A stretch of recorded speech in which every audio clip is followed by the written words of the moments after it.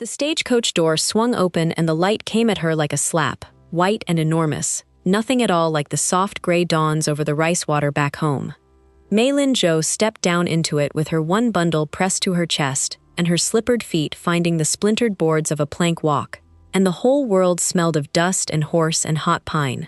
She had crossed an ocean for this. 7 weeks of black water and a fever in the ship's belly, then a train that shook her teeth loose from her jaw, then 2 days on a bench beside a spitting drummer who would not meet her eyes. Her thumb found the jade pendant beneath her collar and pressed it, the way her grandmother had pressed it, the little carved carp cool against the drum of her heart. A man was supposed to be waiting. In his letters he had written that he would know her by the green stone, and that he would bring wildflowers because the almond trees would not bloom until spring, and that she must not be afraid. She was not afraid until she saw him. He stood at the far end of the boardwalk with his hat low and his arms crossed and did not move toward her. Tall, weathered brown, a jaw like a fence post, a stillness in him that was not calm but something clenched and held. When the station man pointed her out, the tall man's mouth pulled flat under 3 days of stubble, and he crossed to her with the slow reluctance of a man walking to a grave. He carried no flowers. He carried a coil of rope and a look she could not read. "You the China woman," he said. It was not a question, and it was not the voice from the letters, which had been full of moonlight and small jokes and a tenderness that had made her weep into her sleeve on the ship. This voice was gravel and iron. She bowed, because she did not know what else to do with her body, and when she straightened, his eyes had gone to the pendant at her throat and away again fast, as if the sight of it burned him. The ranch was 2 hours out through country that had no mercy in it. He handed her up onto the wagon board without a word and set the team moving, and she sat with her spine straight, and her hands folded and watched the town fall away behind them.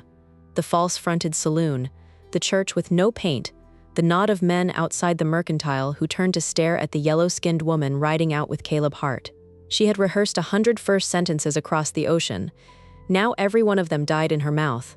The prairie rolled gold and endless, cut by a brown river and a spine of black rock, and hawks hung in the burning blue as if painted there, beautiful and terrible, a country with teeth. She stole glances at the man beside her. His hands on the reins were scarred and enormous and gentle with the horses, though nothing else about him was gentle. Once, when the wagon lurched and she gripped the seat, he put out an arm to steady her without looking, then pulled it back the instant she was safe, as though he had touched a stove. "You wrote to me," she said at last, in her careful, schoolroom English, "that the land was hard, but the sky was kind." The muscle in his cheek jumped. For a long time there was only the creak of the wheels and the wind hissing through the sage. "I never wrote you a word," he said finally, and would not say another thing the whole way home. The ranch, when it rose out of the dusk, was a low log house and a leaning barn, and a corral of gray poles, and everything about it spoke of a man wrestling the land to a standstill and losing by inches. Chickens scattered from the wheels. A 3-legged dog came out barking and thought better of it. An old man with a face like cracked leather and skin the deep brown of a saddle came from the barn wiping his hands, and his eyebrows climbed when he saw her. "Well," he said softly, "so she come after all." Caleb swung down and did not answer, only began unhitching the team in the falling dark, and the old man reached up his own weathered hand to help Mei-lin down, as if she were made of eggshell. "Name's Josiah, ma'am. Josiah Bell. I do the horses and most of the sense around here." His kindness undid something in her, that the whole hard day had knotted tight, and she had to look at the first cold stars to keep her eyes from spilling. Inside, the house was clean but bare as a monk's cell, and on the plank table sat a chipped tin of tea gone stale, and above the cold hearth hung a small daguerreotype of 2 young men, arms across each other's shoulders, grinning into some vanished summer. One of them was Caleb, years younger, his face open as a door. She had never seen him smile. She wondered who the other man was, and why the sight of her had made Caleb Hart flinch as if she carried a ghost. She could not tell that first night what kind of house the fates had sold her into, and the not knowing sat in her chest like a swallowed stone. She slept that first night on a corn-husk tick behind a hung blanket, and she did not sleep. The house breathed around her, timbers ticking as they cooled, coyotes crying like lost children out on the flats. She held the jade carp in her fist and thought of her mother's cough, of her little sister Ah Ying, who could not yet be trusted to gut a fish clean, of the $50 American the marriage broker in the Chinatown of San Francisco had promised would sail home to them the moment the union was made. That money was a rope thrown across the ocean, and she was the knot. Toward dawn she rose, and because her hands did not know how to be still, she built up the fire and put water to boil, and found the stale tea and made it anyway. And when Caleb came in from the barn, stamping cold off his boots, she set a cup before him without a word. He stared at it. He stared at her. Something crossed his ruined face. Surprise. And under it a grief so raw she looked away to spare him. He did not drink, but he did not pour it out either. He carried the cup with him to the window and stood holding it in both scarred hands, watching the sky go pink over the black rock. And mei-lin understood that she had been sold to a house of secrets, and that the man in the letters was somewhere inside this hard, silent stranger, buried, and that she did not yet know whether he was buried alive. In the first weeks, the loneliness was a country wider than the prairie. She woke each morning to a land with no faces she knew in it, no aunties calling across a courtyard, no temple smoke, no gulls, no river the color of tea. She learned the strange new words for things: corral, cinch, greenhorn, homestead. And every night she wrote 3 of them in a little book so that this country could not keep her a stranger forever. But some things had no English, and those she kept in her own tongue and said to herself under her breath while she worked. Small Cantonese words her mother had used. Sai lo, for the young hired boy. Leng jai, she thought once, unbidden and blushing, watching Caleb gentle a colt at dawn. She hung her one embroidered silk shawl on a peg where she could see it, the last bright thing from a village at the mouth of a warm brown river, and on the mornings the homesickness sat hardest on her chest, she would press it to her face and breathe, and smell salt and smoke and her mother's hands, and then fold it away and go out to feed the chickens of a man who would not speak to her. She did not know yet whether this ranch would become a home or only the place where a Chinese girl learned to disappear. The days took a shape the way water finds a channel. She learned that Caleb Hart rose before light and worked until he could not see his own hands, that he mended what the drought and the debt broke, that he spoke to his horses in a low murmur she was never meant to hear, and to her in single syllables she was. She learned the ranch was dying. She heard it in Josiah's careful words as he taught her to draw water and scatter feed. A banknote come due at the harvest. A man in town named Silas Crane, who owned the paper on the Heartland and half the county besides, and wanted the creek that ran through it, wanted it the way a hawk wants a hen. She learned that there had been 2 Hart brothers.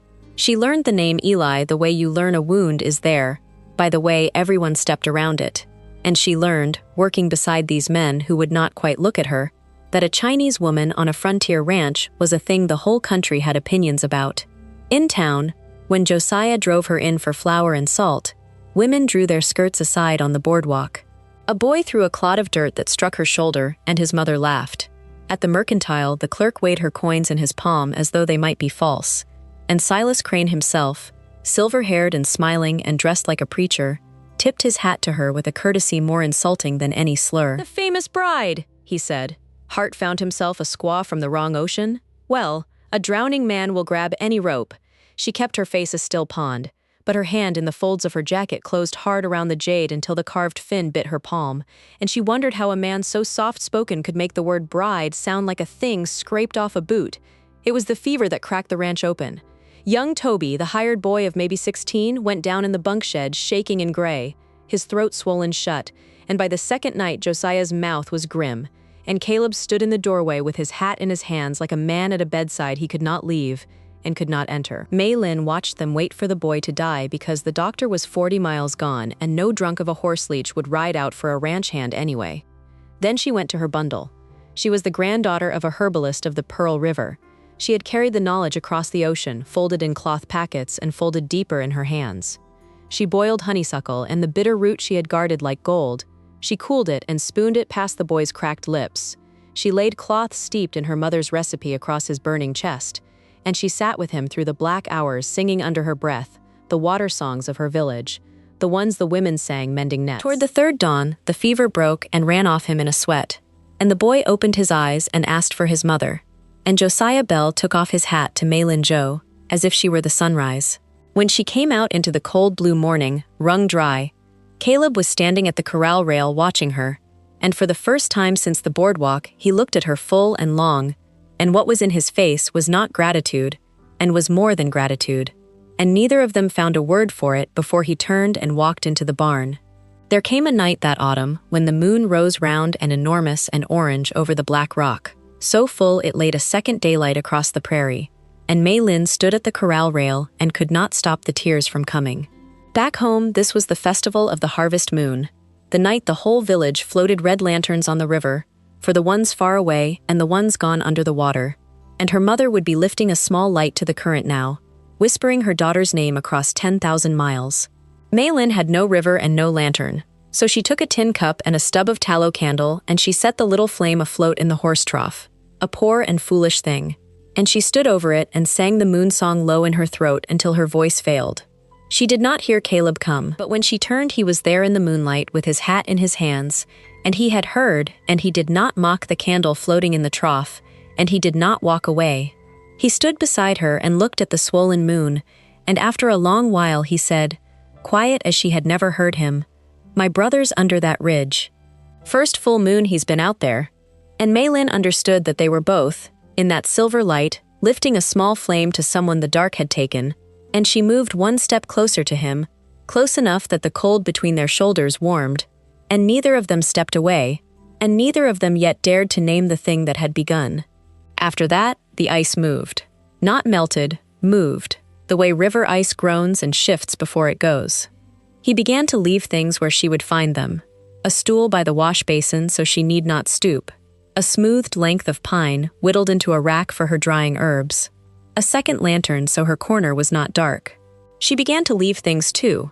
His coffee the way she had watched him take it, a button sewn back onto his work coat while he slept. The tea, always the tea, set out each dawn until one morning he lifted the cup and drank it down and set it back and said, "Rough. My mother drank tea. Not like this. But," and could not finish, and went out. They spoke, now, in the long evenings, in the halting way of two people learning each other's country. She told him of the Pearl River wide as a sea, of the almond blossom and the red festival lanterns, of her father, who drowned in a typhoon mending the roof and left 3 women to feed. He told her almost nothing, but he listened as though her voice were water and he had been a long time in the desert. One evening she showed him the proper way of the tea, not the stale tin thing she had made do with, but the real ceremony, warming the little clay pot first, rinsing the leaves, pouring the first steeping away as an offering, and the second into 2 small cups with 2 hands.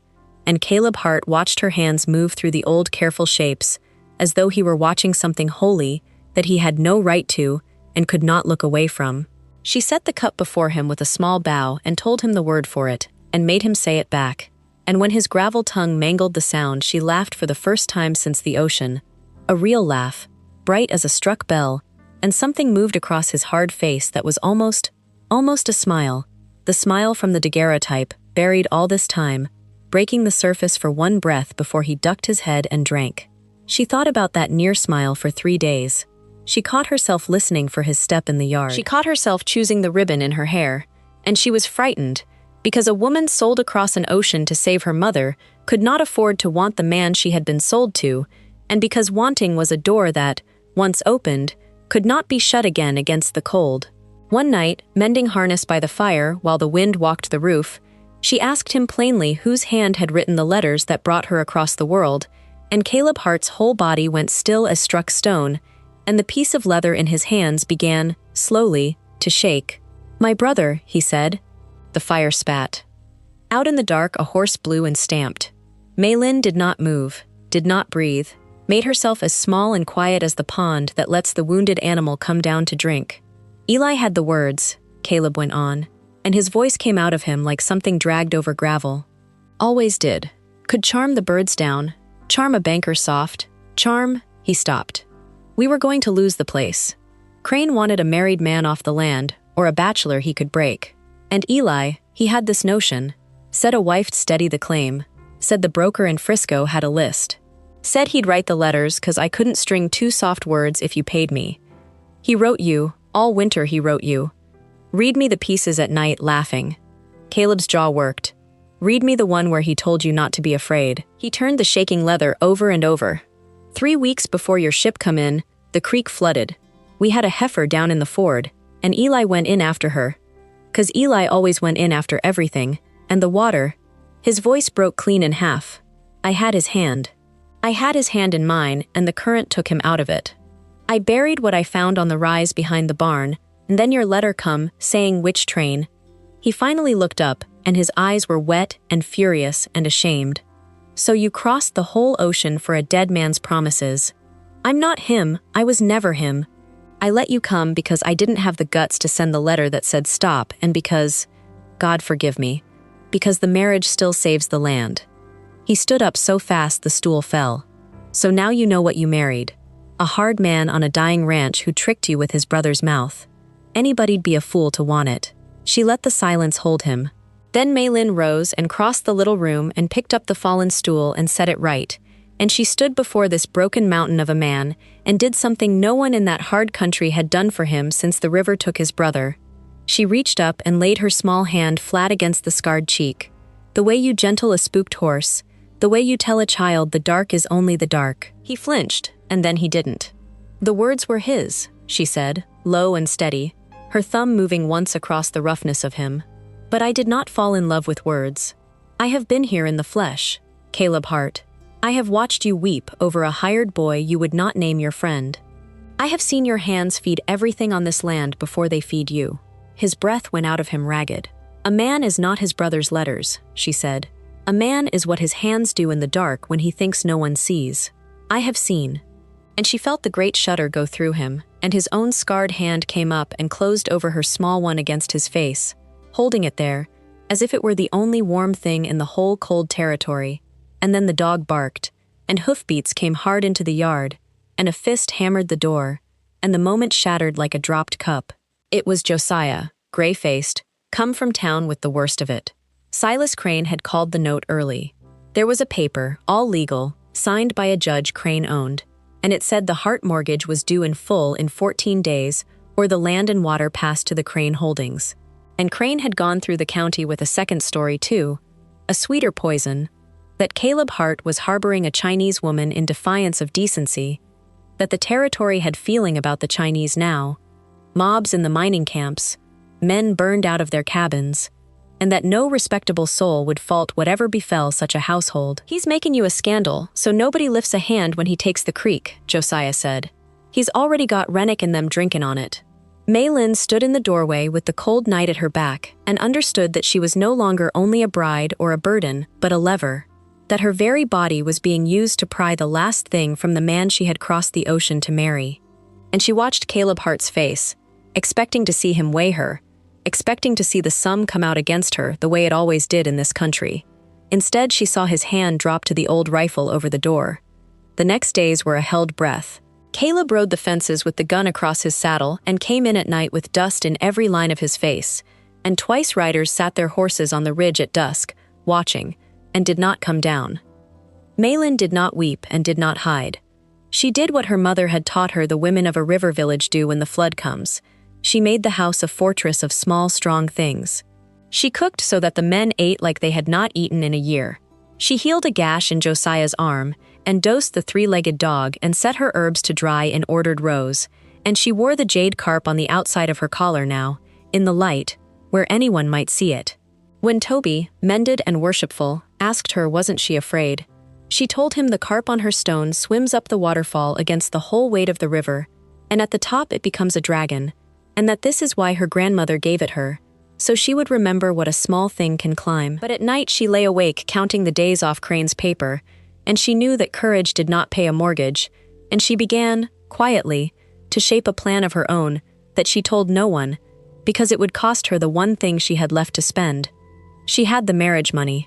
The $50 American was nothing against the mortgage, but the marriage broker's contract had a second clause, a cruel one she had signed on the dock without truly reading, that if the bride proved unsuitable and was returned within the year, a bond was paid, a larger sum, back to the family in China as recompense.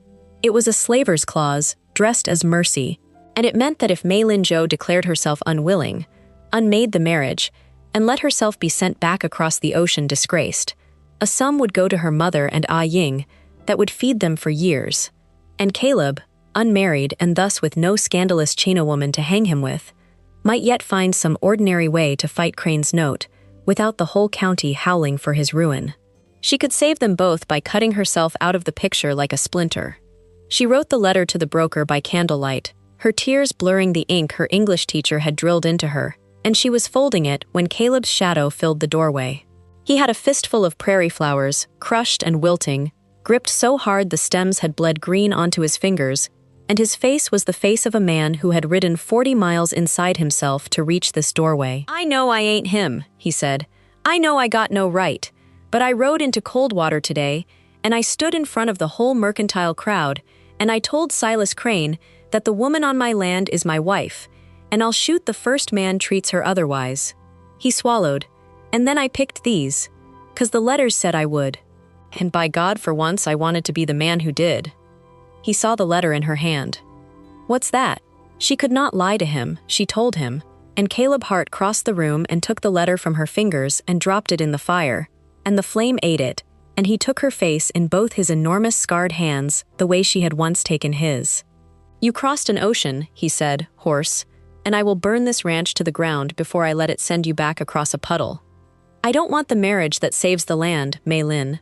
I lost that argument the night you set that first cup of tea in front of a man, too stove in to thank you. I want the woman. I want you if we lose every acre. I want you if we live in a wagon." His thumb wiped a tear from her cheek, and it undid him to feel it. "I ain't got my brother's words.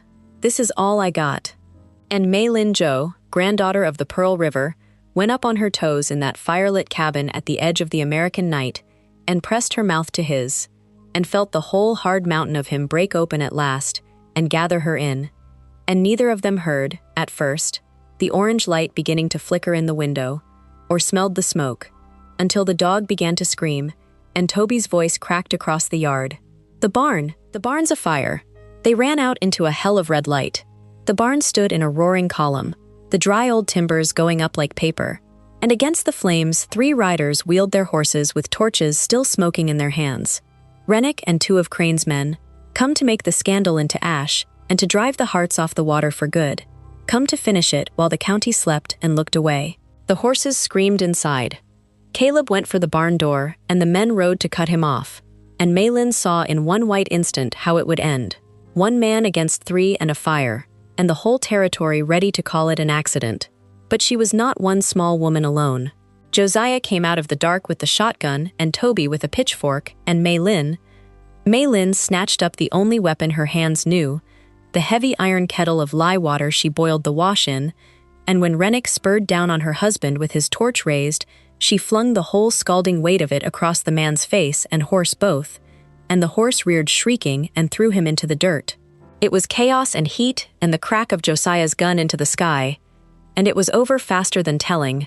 The 2 riders bolting into the dark, Rennick clawing at his blistered face and moaning in the mud, and Caleb dragging the last plunging horse out of the collapsing barn by main strength, his shirt smoking, his eyebrows gone. They stood in the red glare, the 4 of them and the saved animals, and watched the barn fall in on itself in a fountain of sparks, and Mei-lin Jo stood in the ruin of everything with lye on her hands and soot on her face, and did not feel like a bride sold across an ocean. She felt like the dragon at the top of the waterfall. They took Rennick into Coldwater at dawn, tied over his own saddle, and this time the town did not draw its skirts aside, because Toby had a torch-cut rope with Crane's own brand of pitch on it, and because the doctor who finally came out for Rennick's burns heard the man, delirious, curse Silas Crane for sending him and promising him the creek bottom, and because a burned barn and 3 witnesses and a hired arsonist babbling a rich man's name is a fire even a bought judge cannot put out.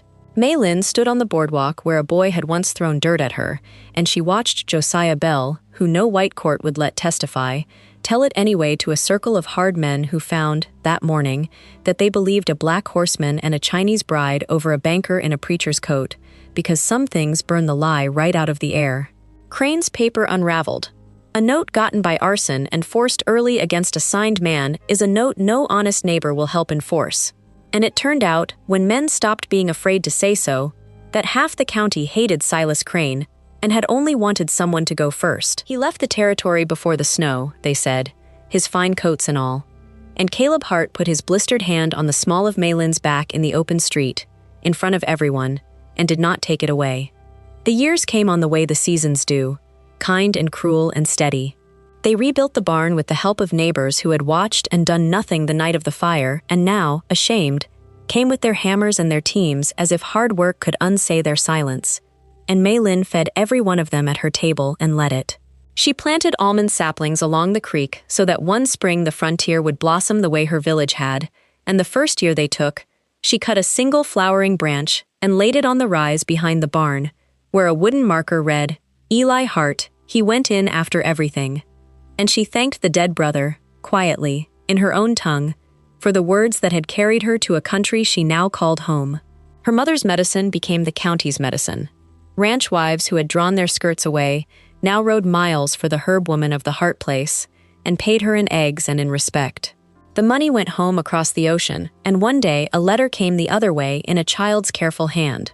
Ah Ying, grown, mended, learning her characters, and Mei-lin read it aloud by the fire to a man who held her against him and no longer flinched at the jade carp at her throat, but pressed his rough thumb to it like a prayer. In time, there were children of their own, dark-eyed and stubborn, who spoke the tongue of two worlds and belonged, unquestioned, to the golden land their mother had crossed an ocean to reach. And on summer evenings, Caleb would come in from the fence line and find her on the porch with the tea already poured, 2 cups, always 2, and he would drink his down and set it back and say the same rough thing every time. My mother drank tea, not like this, but, and never finish it because after all those years he did not need to, because she knew that the unfinished sentence was the truest letter he ever sent her, written not with his brother's charmed and vanished words, but with his own scarred and faithful hands. And there was one evening, long after, when the almonds were tall and pink along the water, and the red lantern she had hung above the door glowed against the blue dusk the way a lantern once glowed over a Chinatown storefront a whole life ago, that Mei-lin sat with the jade carp warm from her own skin in her palm and watched her husband ride the ridge in the last of the light, one man and his horse against the enormous forgiving sky, and she remembered the girl who had stepped down into that white and terrible glare with one bundle and a stranger's cruel voice saying, "You the Chinawoman," and she marveled that a thing so small could have climbed so high. So let me ask you this, my friend, as the fire burns low and the story settles, if you had crossed an ocean on the strength of tender words, only to find the man who wrote them was gone, and a harder, truer man standing in his place, would you have had the courage to stay long enough to learn the difference between a beautiful letter and a faithful hand? Tell me down in the comments where you're listening from tonight and what you would have done in Mei-lin's slippers on that hot and lonesome boardwalk. And if this story warmed something in you, stay a while by our fire, subscribe, and let me tell you the next one.